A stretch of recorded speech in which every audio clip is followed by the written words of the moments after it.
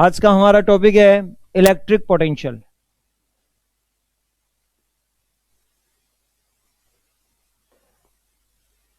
Electric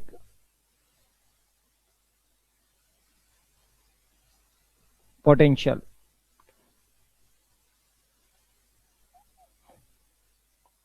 विद्युत विभव, electric potential. देखिए क्या होता है इलेक्ट्रिक पोटेंशियल, इसको समझते हैं। सबसे पहले इलेक्ट्रिक पोटेंशियल के कॉन्सेप्ट को समझते हैं। देखिए हमने बात की थी आपको जब विद्युत क्षेत्र बताया था, ठीक है, विद्युत क्षेत्र के बारे में बात की थी। वहां पर बात की थी कि किसी भी आवेश के चारों तरफ, कोई भी आवेश है, इसके चारों तरफ का क्षेत्र क्या कहलाता है? विद्युत क्षेत्र कहलाता है। अब किसी आवेश जो कि इस विद्युत क्षेत्र से काफी दूर रखा है, यानी कि इंफिनिटी पे रखा है, तो इसको हम वहां से इसके विद्युत क्षेत्र के अंदर किसी बिंदु पर लाते हैं। तो जब अंदर लाते हैं तो ये एक बल अनुभव करता है, एक फोर्स फील करता है। तो भाई ऐसा क्या था यहां पर जो वहां पर नहीं था? मींस ये जब आवेश वहां पर है तो इस पर कोई बल अनुभव नहीं किया जाता, लेकिन जब इस बिंदु पर आया, इस पी बिंदु पर आया, तो इस पर एक बल अनुभव किया। तो ये हमने यहां पर इस आवेश का क्या था? यहां पर कोई प्रभाव था जिसके कारण इस आवेश पर एक बल अनुभव किया। ठीक है, इसके बारे में हमने बात कर ली। अब यहां पर इस आवेश का जो प्रभाव है, इसको मापने के लिए हमारे पास दो पैरामीटर होते हैं। एक होता है आपके विद्युत क्षेत्र की तीव्रता, इलेक्ट्रिक फील्ड इंटेंसिटी, जिसको हम ऑलरेडी डिस्कस कर चुके हैं। और सेकंड होता है आपका इलेक्ट्रिक पोटेंशियल, विद्युत विभव, जिसे हम आज डिस्कस करने वाले हैं। ठीक है, तो विद्युत विभव के बारे में आज हम डिटेल में बात करेंगे। देखिए ये एक आवेश है Q, इसके चारों तरफ का ये क्षेत्र कहलाता है, इस आवेश का इलेक्ट्रिक फील्ड कहलाता है। ठीक है, ये इस आवेश के चारों तरफ का क्षेत्र हो गया।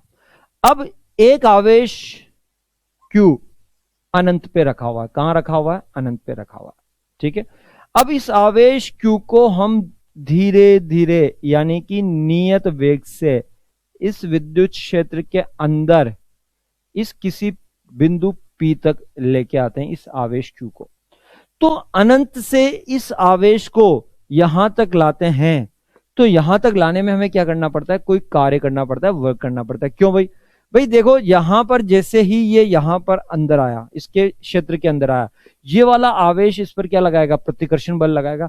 जब ये प्रतिकर्षण बल उधर लगेगा तो हमें क्या करना पड़ेगा? उतना ही बल इधर लगाना पड़ेगा, और इस बल लगाने के कारण हमें क्या करना पड़ेगा? यहां कार्य करना पड़ेगा। तो अनंत से इस आवेश को यहां तक लाएं, तो यहां पर लाने में हमें जो कार्य करना पड़ रहा है, उसी कार्य के कारण क्या होता है? आपका यहां पर जो इलेक्ट्रिक पोटेंशियल है, विद्युत विभव, वो क्या है? डिफाइन किया जाता है। तो वो कैसे डिफाइन किया जाता है वो देखिए। तो ये होता है कि यूनिट पॉजिटिव चार्ज को, ये Q की वैल्यू क्या है? +1, कि यूनिट पॉजिटिव चार्ज को इंफिनिटी से इस इलेक्ट्रिक फील्ड के किसी पॉइंट तक लाने में जो वर्क करना पड़ता है, वो वर्क ही क्या कहलाता है? आपका इलेक्ट्रिक पोटेंशियल, विद्युत विभव कहलाता है। ठीक है, तो इसको समझते हैं। देखिए ये इंफिनिटी पर चार्ज क्यों रखा हुआ है।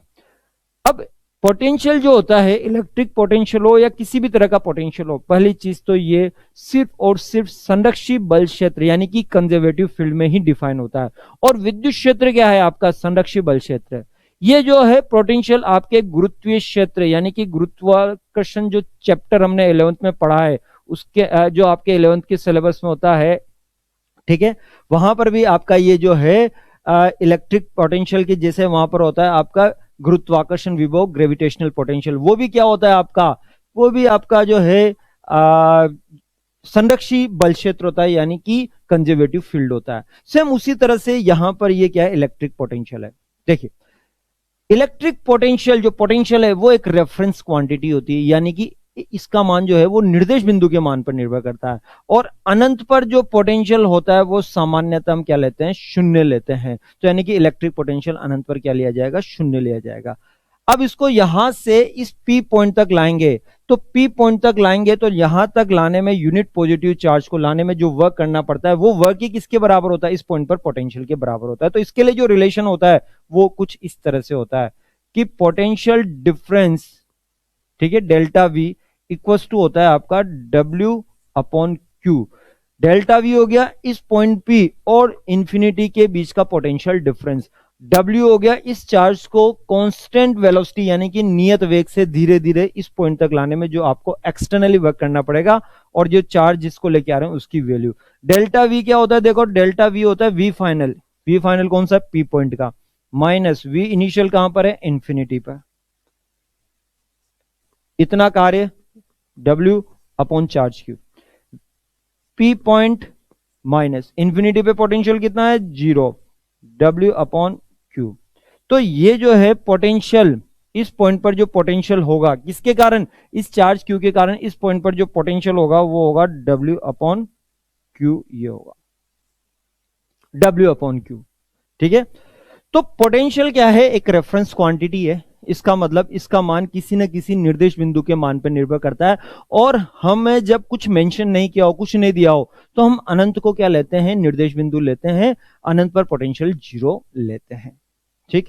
अब इसकी इकाई के बारे में बात करें, पोटेंशियल की जो इकाई है यूनिट, यूनिट, तो भाई इसकी इकाई होती है एक तो एसआई पद्धति में वोल्ट, जिसको V से रिप्रेजेंट किया जाता है, और सीजीएस पद्धति में होती है स्टेट वोल्ट, स्टेट वोल्ट, ठीक है, ST.V से रिप्रेजेंट स्टेट वोल्ट हो जाता है। अब इनमें क्या रिलेशन होता है कि 1 volt equals to 1/300 stat volt के इक्वल होता है। ये सीजीएस पद्धति और एसआई पद्धति में जो इलेक्ट्रिक विभव है, आपका विद्युत विभव है, उसके लिए रिलेशन हो गया, ठीक है। तो आप ये भी याद रख सकते हैं, ठीक। तो इलेक्ट्रिक पोटेंशियल क्या हो गया कि किसी भी इकाई धनात्मक आवेश को, इकाई धनात्मक आवेश को अनंत से विद्युत क्षेत्र के किसी भी बिंदु तक लाने में जो वर्क करना पड़ेगा वही आपका क्या है, इलेक्ट्रिक पोटेंशियल के इक्वल होगा। तो यहां पर Q की वैल्यू क्या होगी, +1 कर दूं, Q की वैल्यू +1 कर दूं, तो जब इकाई धनात्मक आवेश है उसको लेके आ रहा हूं Q की वैल्यू +1, तो ये जो पोटेंशियल है ये किसके इक्वल हो रहा है, वर्क के इक्वल हो रहा है। आगे बात समझ में। तो अनंत से इकाई धनात्मक आवेश यानी कि Q की वैल्यू कितनी है, +1, लाने में जो वर्क करना पड़ेगा वही किसके इक्वल है, पोटेंशियल के इक्वल है, तो V = W हो गया। तो ये क्या है, इसका इलेक्ट्रिक पोटेंशियल का फंडामेंटल कॉन्सेप्ट हुआ। बात समझ में आ गई। अब आगे बात करते हैं हम इस पे। ये तो बात हुई इलेक्ट्रिक पोटेंशियल। अब आता है potential difference. Electric potential difference, electric potential difference, इसको डेल्टा V से रिप्रेजेंट करते हैं। देखिए ये चार्ज Q है, इसके चारों तरफ ये इसका क्या हो गया, इलेक्ट्रिक फील्ड हो गया, हो गया। अब ये charge Q, small charge Q है, ये इंफिनिटी पे रखा हुआ है, और इंफिनिटी पे पोटेंशियल हम लेते हैं 0, ठीक है। जब कुछ मेंशन नहीं किया हो तो रेफरेंस कहां लेते हैं, इंफिनिटी पे लेते हैं। अब इस चार्ज को हम स्लोली स्लोली इलेक्ट्रिक फील्ड के अंदर लेके आते हैं। तो पहले तो आप इस A पॉइंट पे लेके आए, तो A पॉइंट, फिर यहां से आगे की तरफ इस B पॉइंट तक लेके आ रहे हैं। तो इन दोनों पॉइंट्स पर जो पोटेंशियल है वो VB और VA पोटेंशियल हो गया। तो यहां पर इन दोनों पॉइंट्स का जो पोटेंशियल डिफरेंस होगा VB माइनस VA, वही डेल्टा V के इक्वल होगा। तो ये हो गया VB माइनस VA, ठीक है। अब देखो ये पोटेंशियल डिफरेंस जो होता है ये रेफरेंस क्वांटिटी नहीं होती, मींस इसकी वैल्यू जो है वो इस पे डिपेंड नहीं करेगी कि आपने रेफरेंस कहां लिया और उस रेफरेंस की वैल्यू क्या रखी। पोटेंशियल डिफरेंस उस पर डिपेंड नहीं करेगा। ये B पॉइंट और A पॉइंट पर जो है पोटेंशियल डिफरेंस उसी पे डिपेंड करेगा, यानी कि B का पोटेंशियल कितना है, A का पोटेंशियल कितना है, उन दोनों के पोटेंशियल डिफरेंस पे डिपेंड करता है। तो यहां पर ये पॉइंट याद रखना है, थ्योरेटिकल पॉइंट है, electric potential is reference quantity but electric potential difference is not reference quantity, reference quantity नहीं है। बात समझ में आ गई? तो यहां पर ये आपको रिलेशन याद रखना। अब इसी से हम देखें, अभी हमने आपको बताया था delta V equals to W upon Q, ये रिलेशन होता है। ठीक है, डेल्टा V की जगह आप VB minus VA equals to W upon Q, means अगर मैं Q की वैल्यू +1 लेता हूं, यूनिट पॉजिटिव चार्ज लेता हूं, ठीक है, तो ये चार्ज को मैं A से B तक ले जाने में जितना वर्क करूंगा वो वर्क की क्या होगा, इन दोनों पॉइंट्स के पोटेंशियल डिफरेंस के इक्वल होगा। तो ये रिलेशन भी याद रखा जाए, potential difference VB minus V equal to W upon Q. ठीक है, पोटेंशियल डिफरेंस की भी वही यूनिट होगी जो कि पोटेंशियल होती है। ठीक है, तो पोटेंशियल डिफरेंस और पोटेंशियल की सेम यूनिट होती है, but potential is a reference quantity and potential difference आपके रेफरेंस क्वांटिटी नहीं है। इसको पोटेंशियल डिफरेंस को बोलते हैं विभवांतर, हिंदी में क्या बोलेंगे, विद्युत विभवांतर, विद्युत विभवांतर। ठीक, चलिए अब बात करते हैं इसके आगे। देखिए, अब यहां पर हमने बात की इलेक्ट्रिक पोटेंशियल, ठीक है, और हम ऑलरेडी बात कर चुके हैं इलेक्ट्रिक फील्ड के बारे में बात कर चुके हैं। तो हम बात करेंगे अब रिलेशन बिटवीन इन दोनों में क्या होगा। तो रिलेशन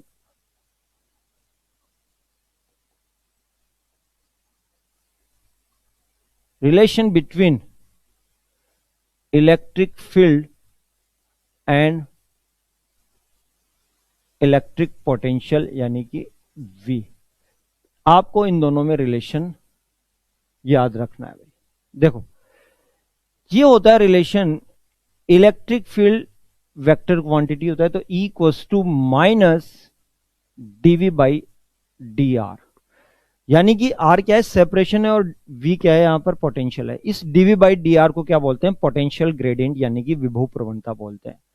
तो यहां पर ये रिलेशन आता है dV इक्वल्स टू माइनस, और इसको रीअरेंज करते हैं तो E डॉट dr आता है, ये E डॉट dr, इसको इसी तरह से लिख सकते हैं।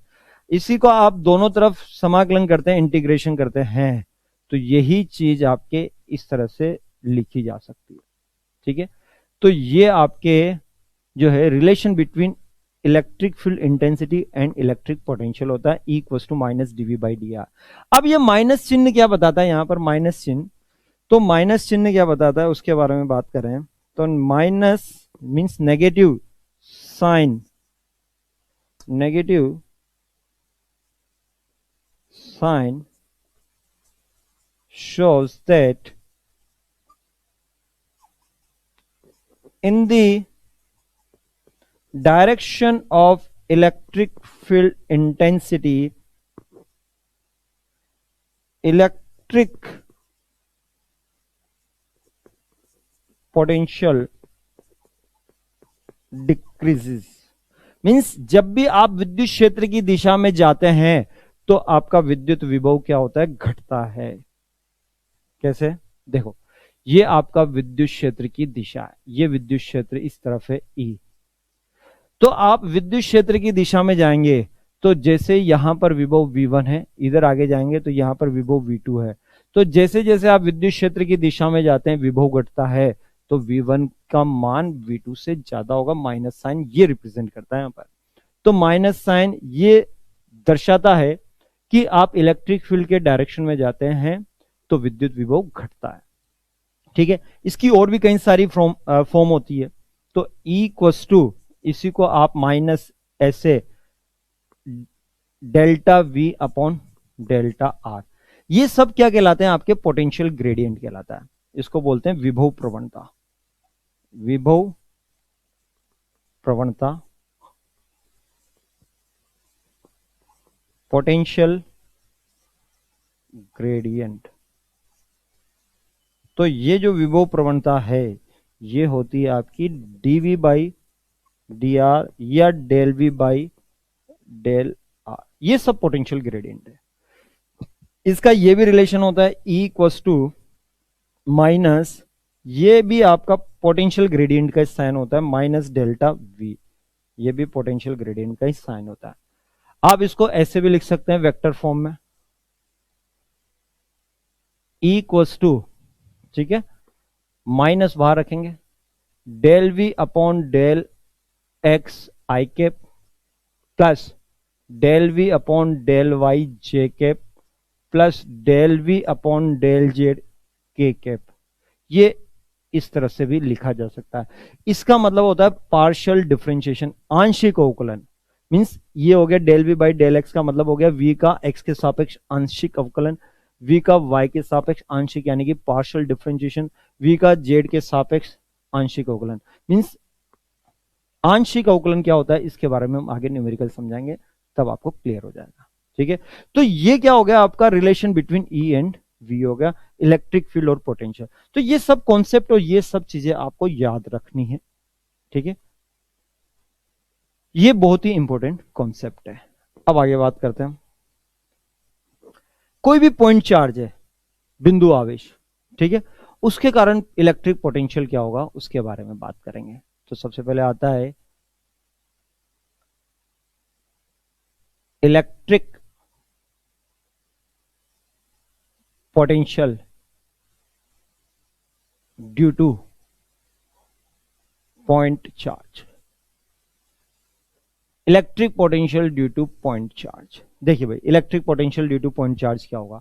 ये एक चार्ज आपने लिया Q, ठीक है, अब इस चार्ज से किसी डिस्टेंस r पे ये P पॉइंट है, आपको इस P पॉइंट पर इलेक्ट्रिक पोटेंशियल फाइंड आउट करना है। इस चार्ज Q के कारण इस पॉइंट P पर इलेक्ट्रिक पोटेंशियल कितना होगा ये फाइंड आउट करना है। क्लियर, ठीक। तो देखिए भाई हमारे पास एक रिलेशन होता है dv equals to minus E dot D R, ये रिलेशन होता है जहां R सेपरेशन होता है, E इलेक्ट्रिक फील्ड होता है, dv क्या होता है पोटेंशियल डिफरेंस होता है। ठीक है, आप दोनों तरफ क्या करते हैं इंटीग्रेशन का साइन लगा देते हैं। अब देखिए भाई आपने ये एक चार्ज Q इंफिनिटी पे रखा हुआ है, अब इस चार्ज Q को स्लोली स्लोली स्लोली स्लोली इस पॉइंट तक लाते हैं। यहां तक लाने में जो वर्क करना पड़ता है उसी के अकॉर्डिंग क्या होता है पोटेंशियल डिफाइन होता है। तो आप इस पॉइंट पर क्या करते हैं आप इलेक्ट्रिक फील्ड लिखते हैं। ठीक है, तो मैं इसको यहां पर ऐसे करता हूं, ये अभी ये हटा दिया मैंने। अब इस रिलेशन से मैं यहां पर पोटेंशियल फाइंड आउट करूंगा, तो dv माइनस, अब इस पॉइंट चार्ज के कारण यहां पर जो इलेक्ट्रिक फील्ड होगा वो होता है के क्यू अपॉन आर स्क्वायर। इसको आप ऐसे भी लिख सकते हैं माइनस ई डी आर। देखो इस पॉइंट चार्ज के कारण इलेक्ट्रिक फील्ड इस तरफ होता है, ये कितना हो गया के क्यू अपॉन आर स्क्वायर हो गया, और आर का डायरेक्शन भी यही हो गया। तो ई की वैल्यू आर डी आर की वैल्यू दोनों एक ही डायरेक्शन में, तो ये E D R cos theta कितना है 0, cos 0 की वैल्यू 1, तो ये हो गया माइनस ई डी आर हो गया। हो गया, ई की वैल्यू कितनी है यहां पर के क्यू अपॉन आर स्क्वायर, और डी आर ये डी आर आपने रख दिया। चलिए भाई अब भाई आप इसमें क्या करते हैं लिमिट पुट करते हैं, थोड़ा सा क्या इंटीग्रेशन का कॉन्सेप्ट है, आपको इंटीग्रेशन के कॉन्सेप्ट लगाने होंगे। तो भाई चार्ज इनिशियली कहां पर है इंफिनिटी पे रखा हुआ है चार्ज Q, और यहां पर पोटेंशियल इंफिनिटी पे 0 है। इस चार्ज को यहां से यहां तक ला रहे हैं आप स्लोली स्लोली।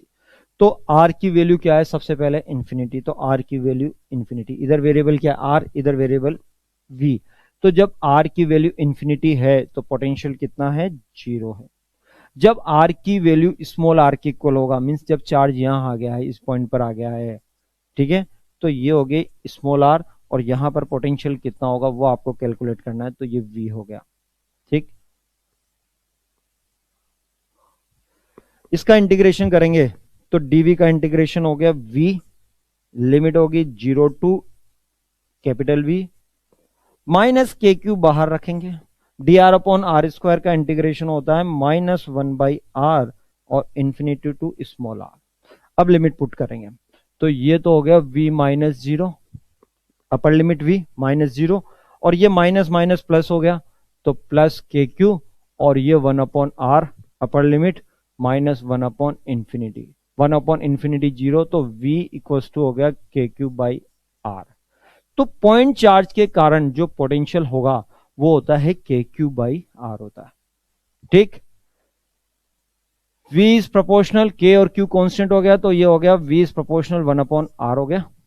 तो यहां पर v और r के बीच में जो ग्राफ प्लॉट होगा वो रेक्टेंगुलर हाइपरबोला यानी कि आयताकार अतिपरवलय होगा। तो ये आयताकार अतिपरवलय ग्राफ प्लॉट होगा, इस तरह से ग्राफ प्लॉट होगा। बात समझ में आई? तो भाई electric potential due two point charge के कॉन्सेप्ट में हमने क्या किया, जो इलेक्ट्रिक फील्ड हमने कैलकुलेट किया हुआ था पॉइंट चार्ज के कारण, उसको हमने अप्लाई करके इस तरह से ये डिराइव किया। तो आपको ये रिलेशन याद रखना है कि जब भी पॉजिटिव चार्ज है Q, उसके कारण पोटेंशियल होगा के क्यू बाई आर। अगर यहां पर नेगेटिव चार्ज होता माइनस Q, तो यहां हो जाता माइनस के क्यू बाई आर। ठीक है, चलो इसी पर आगे न्यूमेरिकल देखते हैं। तो पॉइंट चार्ज के कारण जो पोटेंशियल है वो है के क्यू बाई आर। अब देखो भाई, ये आपका माइनस क्यू है, इसके कारण यहां पर आर डिस्टेंस पे इस पॉइंट पर पोटेंशियल निकालना। तो सिंपल याद रखेंगे, पी पॉइंट पर जो पोटेंशियल है वी वो होगा माइनस चार्ज है तो माइनस के क्यू अपॉन यहां से सेपरेशन है आर। बस इस तरह से करेंगे। तो ये तो कॉन्सेप्ट हो गया, आपको इस तरह से डिराइव किया जाता है। आपको सीधा रिलेशन याद रखना है माइनस के क्यू बाई आर। ठीक है, और यहां पर V और R के बीच में जो ग्राफ प्लॉट होगा वो कैसा प्लॉट होगा, आयताकार अतिपरवलय रेक्टेंगुलर हाइपरबोला ग्राफ प्लॉट होगा, जिसके बारे में मैंने अभी आपको बताया। ये V और ये R, तो ये आयताकार अतिपरवलय ग्राफ प्लॉट होगा। ठीक, चले अब आगे बात करते हैं हम। ये तो बात हुई सिर्फ एक बिंदु आवेश के कारण विद्युत विभव की। अगर आपको एक से अधिक बिंदु आवेश दिए हो तो विद्युत विभव कैसे ज्ञात करेंगे? तो एक से अधिक आवेशों के कारण विद्युत विभव means if charges are more than one then electric potential at any point। ठीक है, चलिए इस पे एक एग्जांपल लेते हैं। देखिए ये Q1 और ये Q2 चार्ज है, इन दोनों के बीच का सेपरेशन है R। अब इन दोनों के बीच का सेपरेशन स्मॉल r है, तो इनका जो सेंट्रल पॉइंट है O पॉइंट, इस पर पोटेंशियल निकालना है। तो V एट O निकालना है। तो ये डिस्टेंस भी r/2 और ये डिस्टेंस भी r/2। इसके कारण यहां पर पोटेंशियल V1 और इसके कारण यहां पर पोटेंशियल V2। देखिए पोटेंशियल जो है, पोटेंशियल एनर्जी हो या पोटेंशियल हो, ये सब क्या होती है, विभव क्या होती है, अदिश राशि होती है, स्केलर क्वांटिटी होती है। और जब भी अदिश राशि की बात होती है उसको क्या करते हैं हम, सिंपली जोड़ देते हैं। उसमें कोई भी किसी भी तरह का सदिश योग नहीं होता, सिंपली बीजगणितीय योग होता है। तो यहां पर इस बिंदु पर इसके कारण V1 और इसके कारण विभव होगा V2, उन दोनों का क्या करेंगे, सिंपल बीजगणितीय योग कर देंगे। तो ये V0 इक्वल्स टू V1। अब V1 इसके कारण कितना होगा, तो ये हो गया KQ1 और डिस्टेंस कितनी होगी आपकी r/2, और इसके कारण कितना हो गया KQ2 upon r/2। Simply add हो गया। तो इन दोनों को ऐड करेंगे, रिजल्ट निकाल लेंगे। यही क्या हो गया आपका इलेक्ट्रिक पोटेंशियल हो गया, विद्युत विभव हो गया। ठीक है, इस पे और न्यूमेरिकल लेते हैं। ये आपको एक समबाहु त्रिभुज दे दिया। इस समबाहु त्रिभुज पे यहां चार्ज Q, यहां भी चार्ज Q रखा हुआ है, और इसके इस पॉइंट को P पॉइंट नाम दिया। इसकी प्रत्येक भुजा की लंबाई कितनी है, L है। इसकी प्रत्येक भुजा की लंबाई कितनी है, L है। आपको इस P बिंदु पर विद्युत विभव निकालना है।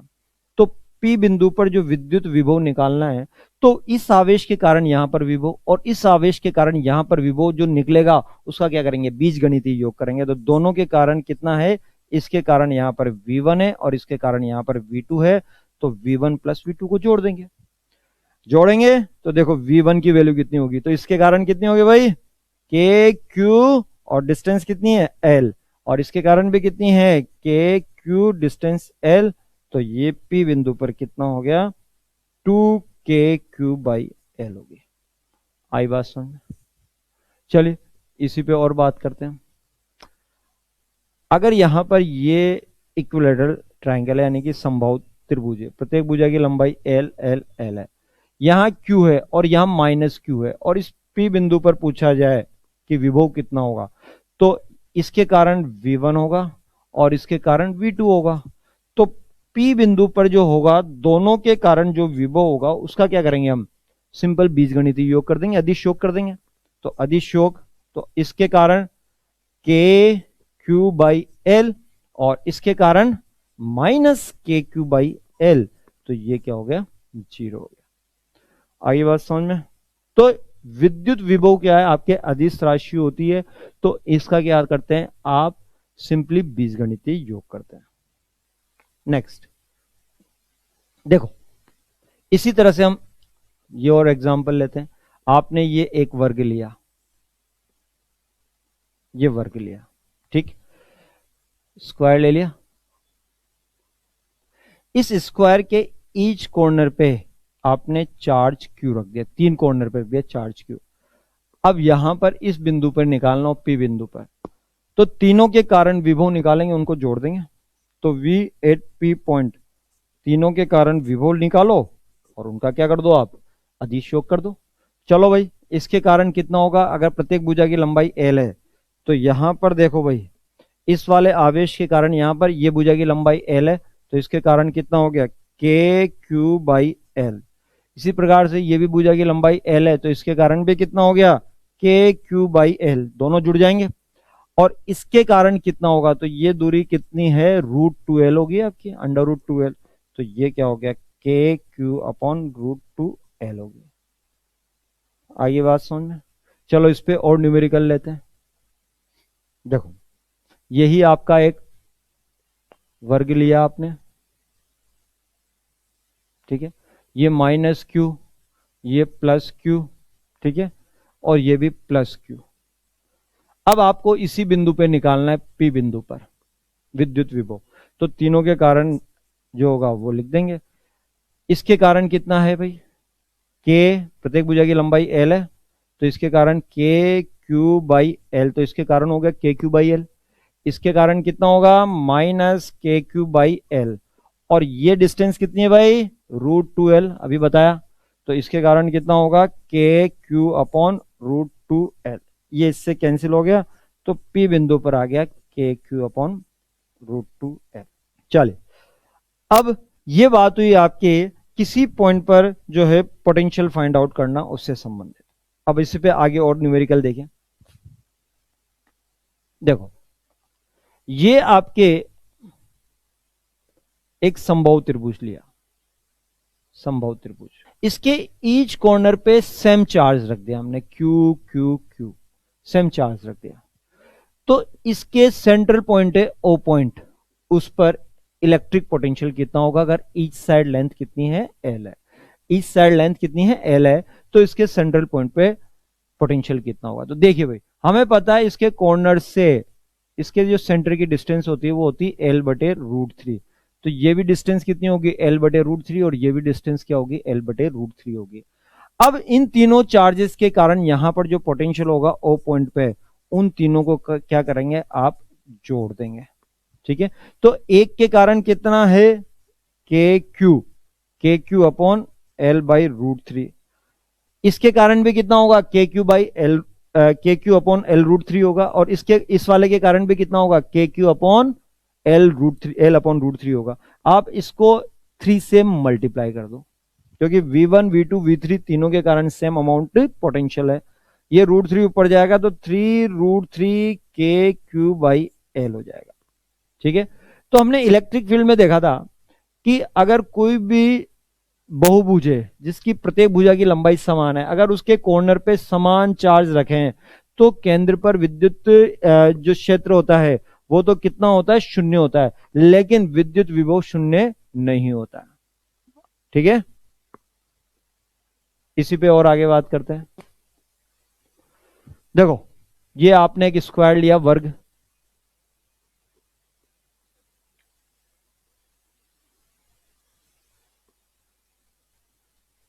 ये एक वर्ग लिया, इसके ईच कॉर्नर पे सेम चार्ज रख दिया, क्यू क्यू क्यू, और ईच साइड लेंथ कितनी है, एल एल है। तो इसके सेंटर पे ओ पॉइंट पर पोटेंशियल कितना होगा? तो भाई हमें पता है ये वाली पूरी डिस्टेंस होती है √2l, ये होती है √2l, तो इसका हाफ कितना हो जाएगा, ये l/√2, यहां से यहां तक भी कितना होगा, l/√2, ये वाली डिस्टेंस भी l/√2 और ये भी l/√2। तो चारों आवेशों के परिमाण समान है और ये जो दूरियां भी है वो समान है। तो आपको ओ पॉइंट पे निकालना है, तो इन चारों के कारण होगा v1 v2 v3 plus v4, इसका क्या करेंगे, सम कर देंगे, आप जोड़ देंगे सबको।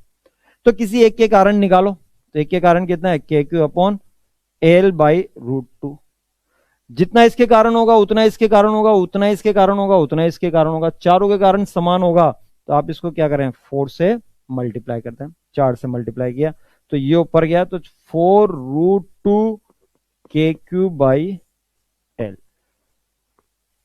ठीक है, तो ये इस तरह से आपके जो है कोई भी रेगुलर पॉलीगन है, कोई भी समबहुभुज है, अगर उसके ईच कॉर्नर पे सेम चार्ज रखे हुए हैं तो उसके सेंटर पे इलेक्ट्रिक फील्ड इंटेंसिटी तो जीरो होती है, यानी कि विद्युत क्षेत्र की तीव्रता तो शून्य होती है, परंतु विद्युत विभव शून्य नहीं होता है।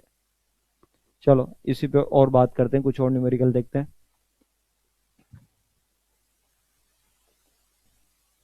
ये एक आपको वर्ग दिया, ये प्लस क्यू, ये माइनस क्यू, ये प्लस क्यू और ये माइनस क्यू, इसके सेंटर ओपर पोटेंशियल निकालना, इस साइड लेंथ है एल, तो ये डिस्टेंस कितनी होगी, l/√2 होगी, ये भी डिस्टेंस l/√2, ये भी डिस्टेंस l/√2, ये भी डिस्टेंस l/√2। तो चारों के कारण जो है विभव सेंटर पे वो निकालेंगे और उनका क्या करेंगे, अदिश योग कर देंगे।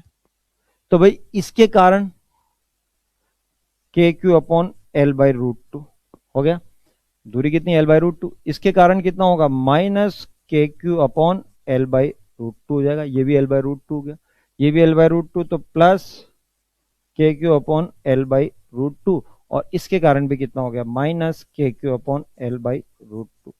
देखो इससे ये कैंसिल हो रहा है, इससे ये कैंसिल हो रहा है, तो यहां पर विभव क्या आ रहा है, अब शून्य आ रहा है।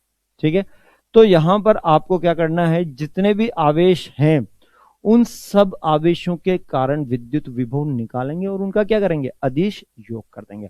तो इस प्रकार से जब भी आपको एक से अधिक आवेश दिए हो और उनके कारण विद्युत विभव ज्ञात करना हो तो ये कॉन्सेप्ट यूज करेंगे। ठीक है, चलो आगे बात करते हैं, कुछ कॉन्सेप्चुअल क्वेश्चंस के बारे में और बात करेंगे। देखिए भाई, ये आपको दो चार्ज दिए हुए हैं Q1 और Q2, दोनों सेम नेचर है, दोनों की नेचर सेम है, यानी कि या तो दोनों पॉजिटिव है या दोनों नेगेटिव है, और इनके बीच का सेपरेशन है R।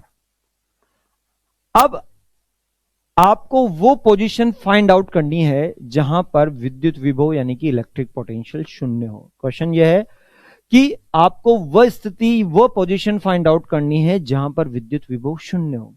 आवेश कितने दिए हुए हैं, दो आवेश हैं और दोनों समान प्रकृति के हैं, या तो दोनों पॉजिटिव हैं या दोनों नेगेटिव है। तो क्या यह संभव है कि इन दोनों आवेशों के कारण किसी भी बिंदु पर विद्युत विभव शून्य हो? भाई आपको पता है विद्युत विभव क्या है, अदिश राशि है। अगर आप कोई भी बिंदु लें, ये लो, ये लो, ये लो, ये लो, कहीं पे कोई भी बिंदु लो, इसके कारण इस बिंदु पर, इसके कारण इस बिंदु पर, दोनों के कारण किसी भी बिंदु पर जो विद्युत विभव होगा वो क्या होगा, धनात्मक होगा। और हमें पता है V = V1 भी धनात्मक और V2 भी धनात्मक, तो इनका V1 + V2 कुछ ना कुछ V नेट आएगा जो कि जीरो नहीं होगा, जीरो नहीं होगा।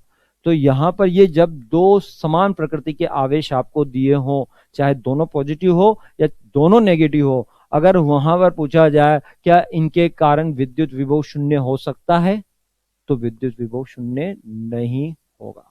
ठीक है, विद्युत क्षेत्र की तीव्रता शून्य हो सकती है, इसके बारे में हम ऑलरेडी बात कर चुके हैं, लेकिन विद्युत विभव शून्य नहीं होगा। विद्युत विभव शून्य तभी होगा जब इनमें से एक धनात्मक हो एक ऋणात्मक हो, यानी कि ये दोनों क्या है, विपरीत प्रकृति के आवेश होंगे, तो किसी बिंदु पर यह विद्युत विभव शून्य हो सकता है, लेकिन इस स्थिति में नहीं होगा। चलिए अब बात करते हैं हम कि विद्युत विभव शून्य कहां पर होगा।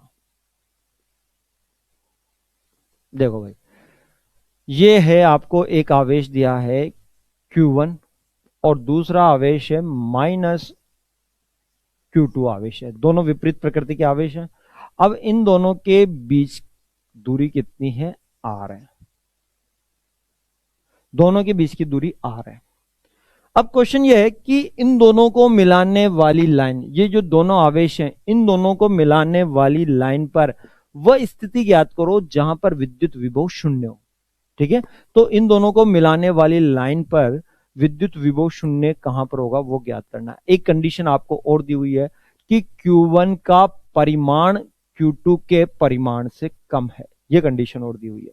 ठीक है, तो भाई देखो यहां पर जो इन दोनों को मिलाने वाली लाइन पर दो स्थितियां ऐसी होगी जहां पर विद्युत विभव शून्य होगा। एक तो होगी बीच में, इन दोनों आवेशों के बीच में कहीं पर, और दूसरी होगी जिसका परिमाण कम है उसके पास की तरफ बाहर की ओर, उसके पास की तरफ बाहर की ओर, यानी कि एक बिंदु तो ये मिलेगा जहां पर विद्युत विभव यहां शून्य मिलेगा, और एक बिंदु आपको जिसका परिमाण कम है उसके पास में बाहर की ओर मिलेगा। तो ये बिंदु आपको मिलेगा दूसरा जहां पर विद्युत विभव शून्य है। तो अगर ये O बिंदु है और ये P बिंदु है तो O पर भी शून्य होगा और P पर भी शून्य होगा। याद रखना है पॉइंट, अगर ये दूरी आपने x ली है तो ये दूरी कितनी होगी, r माइनस एक्स होगी। सबसे पहले हम O बिंदु पर विभव निकालेंगे और उसको शून्य करेंगे। तो भाई V एट O बिंदु, ये O बिंदु पर विभव निकालो और इसको शून्य कर दो। ये P बिंदु पर विभव निकालेंगे, इसको अगले केस में शून्य कर देंगे। ठीक है, चलो पहले O बिंदु पर विभव निकालो। तो इसके कारण विभव K Q1 और ये दूरी होगी x, इसके कारण माइनस K Q2 अपॉन R माइनस एक्स शून्य हो सकती है। ठीक है, क्योंकि दोनों क्या है, विपरीत प्रकृति के आवेश हैं, दोनों एक दूसरे को किसी न किसी स्थान पर एक दूसरे को क्या कर सकते हैं, निरस्त कर सकते हैं। दोनों का परिमाण समान हो, एक धनात्मक हो एक ऋणात्मक हो, पॉसिबल है। ठीक, अब इसको रीअरेंज करें तो ये हो गया K Q1 बाई एक्स और ये हो गया K Q2 अपॉन R minus x. K cancel, cross multiply करके सिंप्लीफाई कर रहे हैं, तो इसको इससे मल्टीप्लाई करेंगे तो Q1 R minus Q1 x, ये इधर Q2 x, इसको इधर ले गए तो ये Q1 plus Q2 multiply by x और ये हो गया Q1 R। तो यहां पर x जो दूरी निकल के आएगी वो Q1 R Q1 plus Q2 इस तरह से निकल के आएगी।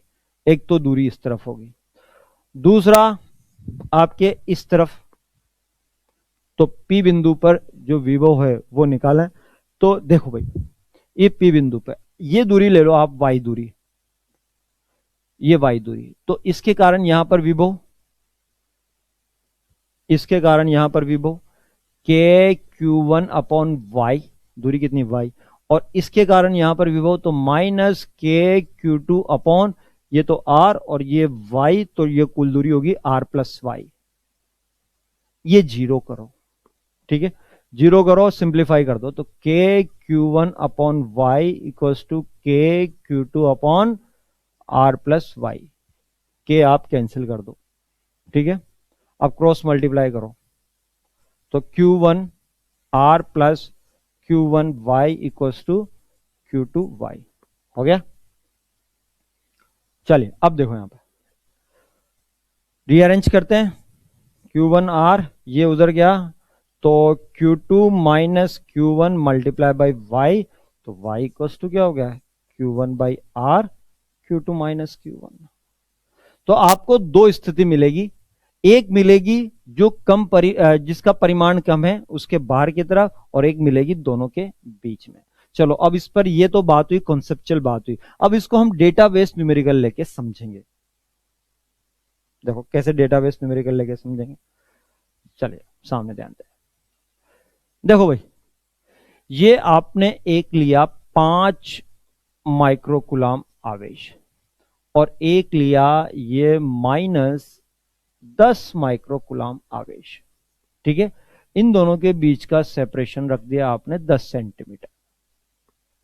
ठीक है, इसका परिमाण कम है, इसका परिमाण ज्यादा है। अब आपको निकालना है कि वह स्थिति याद करो जहां पर विद्युत विभव शून्य है। तो पहली स्थिति तो क्या होगी, इनके बीच में होगी, यहां पर ओ बिंदु पर, इस ओ बिंदु पर जहां पर विद्युत विभव शून्य होगा। तो इससे x दूरी ले लो और इससे कितनी होगी, 10 माइनस एक्स कर दो, 10 माइनस एक्स कर दो। अब जितना विभव इसके कारण होगा उतने ही परिमाण का विभव, ठीक है, नेगेटिव में इसके कारण होगा। तो यहां पर V नॉट इस जीरो पर इसके कारण विभव कितना होगा, इसके कारण विभव तो K 5 माइक्रो 10 की घात -6 और ये दूरी होगी x। इसके कारण कितना होगा, तो -K 10 माइक्रोकुलाम तो 10 की घात -6 और ये दूरी कितनी होगी 10 माइनस x। इसको 0 के बराबर कर दो क्योंकि आपको पता है इन दोनों के बीच में कहीं होगा विभव शून्य, तो x की वैल्यू निकल के आ जाएगी। इसको सिंप्लीफाई करें तो देखो k तो आपका कॉमन लेके 0 में चला गया, 10 की घात -6 भी कॉमन लेके 0 में डाल दिया। तो यहां पर क्या बचा आपका 5/x और इधर क्या बचा 10/10 माइनस एक्स। क्रॉस मल्टीप्लाई करो भाई, तो क्रॉस मल्टीप्लाई करते हैं तो ये तो हो गया 50, 5 × 10 50 माइनस 5x और ये हो गया इधर जाके 10x, ये इधर जाएगा तो 15x, तो 15x इक्वल्स टू 50, तो x इक्वल्स टू 50/15 यानी कि 10/5 से कैंसिल 10 बार, ये 5 से 3 बार 10/3 सेंटीमीटर पे मिलेगा। तो यहां से 10/3 सेंटीमीटर, तो इधर से क्या करेंगे 10 माइनस 10/3 यानी कि 20/3 सेंटीमीटर पे मिलेगा। पहला तो ये हो गया। दूसरा इस तरफ भी मिलेगा आपको, ठीक है, ये P बिंदु हो गया आपका। इस P बिंदु पर विभव निकालेंगे और इसको भी शून्य करेंगे, तो ये दूरी ले लो आप यहां से y। तो P बिंदु पर विभव इसके कारण लिखो कितना है भाई, K 5 × 10 की घात -6 और ये दूरी कितनी है y। चलो इसके कारण लिखो तो -K × 10 की घात -6 और ये कुल दूरी होगी 10 + y, तो ये होगी 10 + y। इसको 0 के बराबर करो। अब k कॉमन लेके 0 में, 10 की घात -6 लेके भी 0 में, तो यहां क्या बचा 5/y और ये उधर ले गया तो इधर क्या बचा 10/10 + y। अब आप इसको क्या करें, सिंप्लीफाई करें, क्रॉस मल्टीप्लाई करें, तो 50 5 × 10 50 + 5y, ठीक है, और ये हो गया 10y। ये इधर गया तो 5y, 10 माइनस 5 5y 50, तो y इक्वल्स टू 10 सेंटीमीटर। यानी कि यहां से 10 सेंटीमीटर तो यहां से 20 सेंटीमीटर इधर की तरफ भी आपको क्या मिलेगा, शून्य विभव बिंदु मिलेगा। तो यहां पर जब भी दो आवेश हैं, इनकी प्रकृति डिफरेंट है, एक धनात्मक एक ऋणात्मक है, तो आपको शून्य विभव बिंदु इन दोनों को मिलाने वाली लाइन पर दो जगह मिलेंगे, एक बीच में मिलेगा और एक बाहर मिलेगा जिसका परिमाण कम है। ठीक है, तो ये बात हुई आपकी यहां पर शून्य विभव बिंदु की। ठीक, चलिए आगे बात करते हैं। अभी हमने एक रिलेशन देखा था delta V equals to W/Q, ये आया था। डेल्टा V क्या था, potential difference, work upon charge Q, जिसको ले जाने में आपको वर्क करना पड़ा। अब इस पर बेस्ड क्वेश्चन देखते हैं। देखो एक चार्ज है आपका 10 माइक्रोकुलाम। अब इसको 10 माइक्रोकुलाम को आप दो पॉइंट्स के बीच में मूव कर पा रहे हैं। ए पॉइंट का जो पोटेंशियल है वो 100 वोल्ट है और दूसरे वाले पॉइंट का जो पोटेंशियल है ये -20 वोल्ट। ठीक है, आप चार्ज को यहां से ए से बी तक ले जाने में कितना वर्क करना पड़ेगा आपको ये फाइंड आउट करना है। ठीक है, चलिए अब देखो, डेल्टा वी होता है वी, सॉल्यूशन देखो इसमें, डेल्टा वी होता है वी फाइनल, कौन सा है, बी, इनिशियल कौन सा है, V A, V B minus V A. इसके लिए ले जाने में कितना वर्क करना पड़ेगा ये आपको फाइंड आउट करना, और चार्ज क्यू जिसको लेके जा रहे हैं उसकी क्यू की वैल्यू। तो वीबी माइनस वी ए, देखो भाई वीबी माइनस 20 माइनस वी ए कितना है आपका 100, ये वीबी माइनस वी हो गया। डब्ल्यू और चार्ज कौन सा है 10 माइक्रोकुलाम, तो 10 इंटू 10⁻⁻6। इसको रीअरेंज करेंगे तो कितना वर्क करना पड़ेगा, -120 मल्टीप्लाई बाय 10⁻⁻5 हो गया, 10 माइक्रो 10⁻5, इतना वर्क करना पड़ेगा आपको। इसको सिंप्लीफाई करेंगे तो इतना जूल वर्क करना पड़ेगा। मींस चार्ज को आप यहां से यहां तक, ए से बी तक ले जाते हैं, ए पॉइंट का पोटेंशियल दिया हुआ है, बी पॉइंट का पोटेंशियल दिया हुआ है, तो इन दोनों पॉइंट्स के अक्रॉस ले जाने में कितना वर्क करना पड़ा वो निकल के आ गया। ठीक है, चलिए इसी पे और बात करते हैं। ये आपको एक पॉइंट दिया हुआ है ए पॉइंट, और ये एक पॉइंट दिया हुआ है बी पॉइंट। ठीक है, अब ये कोई सी पोजीशन आपको दी हुई है, ये सी पोजीशन दी हुई है, सामने देखें। ठीक है, देखो भाई एक चार्ज है क्यू चार्ज, इसको मैं यहां से यहां तक लेके जा रहा हूं, और उसी चार्ज को मैं यहां से यहां तक लेके जा रहा हूं। इस पॉइंट पर पोटेंशियल मुझे दिया हुआ है, सपोज करो ये 100 वोल्ट यहां का दिया हुआ है। ठीक है, और 400 वोल्ट यहां का दिया हुआ है मुझे। ठीक है, अब मैं यहां 100 वोल्ट है इस पॉइंट से इस पॉइंट के बीच में लेके जा रहा हूं, तो मुझे यहां पर जो वर्क करना पड़ रहा है चार्ज क्यू को ले जाने में 100 जूल करना पड़ रहा है, 100 जूल। और यहां पर मुझे पोटेंशियल डिफरेंस ज्यादा है तो ज्यादा वर्क करना पड़ेगा, तो 200 जूल करना पड़ रहा है इसी चार्ज क्यू को ले जाने में। तो आपको फाइंड आउट करना है इसी पॉइंट का पोटेंशियल कितना होगा और ये चार्ज क्यू की वैल्यू क्या होगी। तो देखिए भाई, सबसे पहले आप क्या करेंगे सॉल्यूशन में, यहां से ए से सी तक लेके जाएंगे, तो ये होता है delta V equals to W upon, W कहां से कहां तक, ए से सी तक, और चार्ज क्यू को लेके जा रहे हैं।